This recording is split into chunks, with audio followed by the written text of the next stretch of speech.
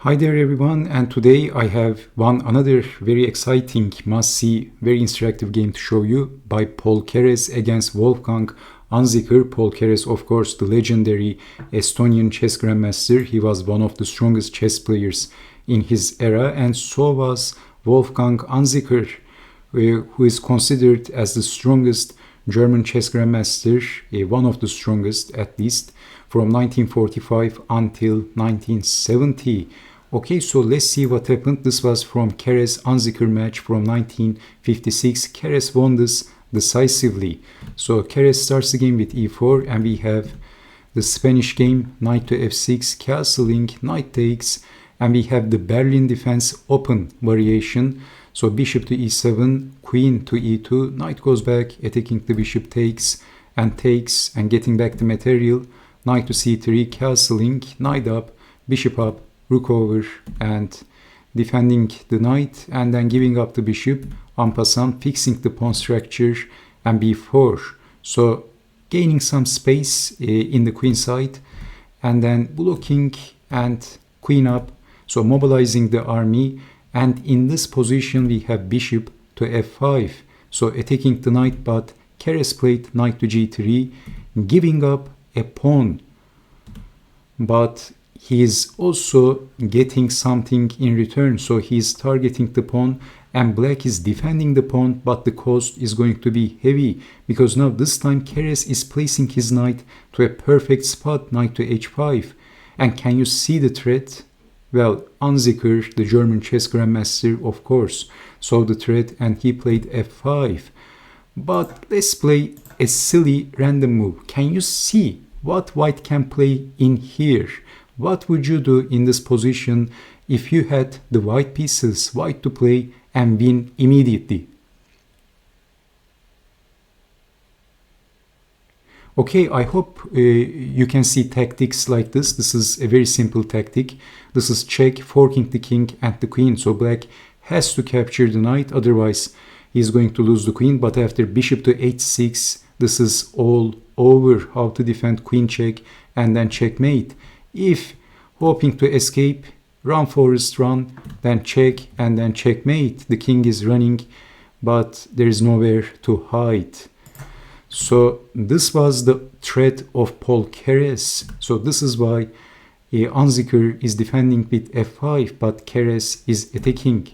And rook to e7, and simply rook takes on f5, rook to f7. Unzicker wants to simplify the game against Keres. Maybe he was expecting rook takes, queen takes, and simplifying the game, and life is great for the German chess grandmaster.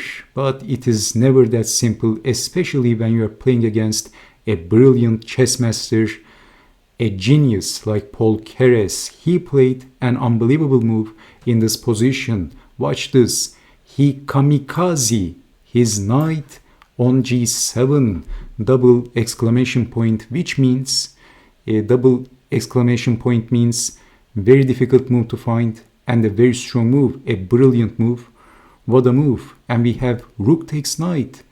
Why did Keres sacrifice the knight? But before showing Keres' idea, let me show you what happens if rook takes rook, then simply knight takes on f5, and black king is dangerously exposed and wide open.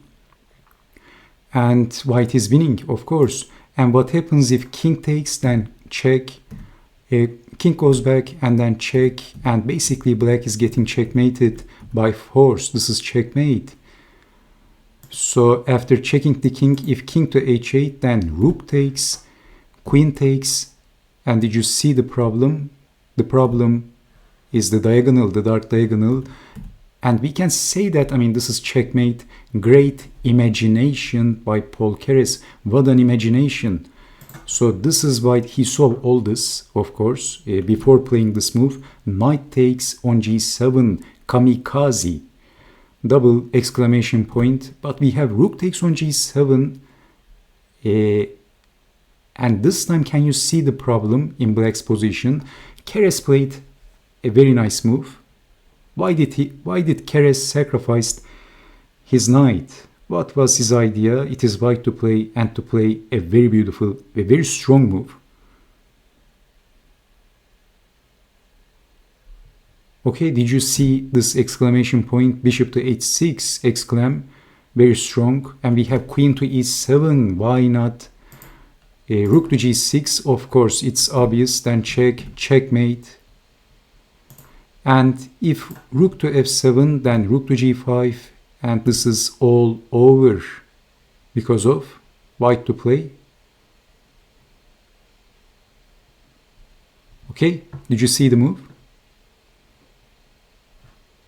Queen to c3 is winning on the spot because of this diagonal, and there is no escape. And also rook covers the g file. So rook to g7, rook takes, amazing imagination by Paul Keres. Can't stress this enough. Deep tactical ideas. And if rook to e7, we have the same problem. With rook to g6, a similar problem. Black is getting checkmated like this. So this is why after I'm going to show this once again. Actually, knight takes, rook takes, bishop to h6. This is why Unzicker didn't even move his rook. But this time you can see that the king is exposed and wide open. Queen takes on g7. White has the exchange, but the thing is, black's position is quite fragile and it's very difficult to defend. King takes is not going to work because of h4. The rook is coming, so h6 and then rook up. This is too much for black. The rook is coming. So queen takes, but we have something similar. Keres played h4, threatening rook to g5, pinning and winning. h6 defending, but rook to c4. The rook goes up to make some trouble. Black has no good defense against rook to g4. He has no good defense. Unzicker resigned on the spot. His king's safety is also compromised. There is no defense for black. So if h5, then simply rook to g5. And if queen to a1, and in this position, basically, there is no sensible continuation for black. This is checkmate.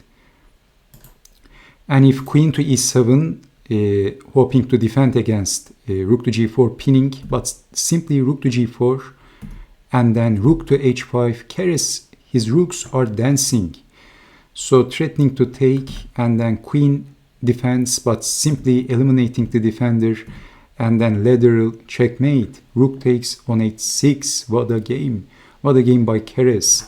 So this is why after this rook lift, Unzicker resigned. So thank you so much for watching, and I hope to see you next time with more interactive chess games. Take care and bye bye.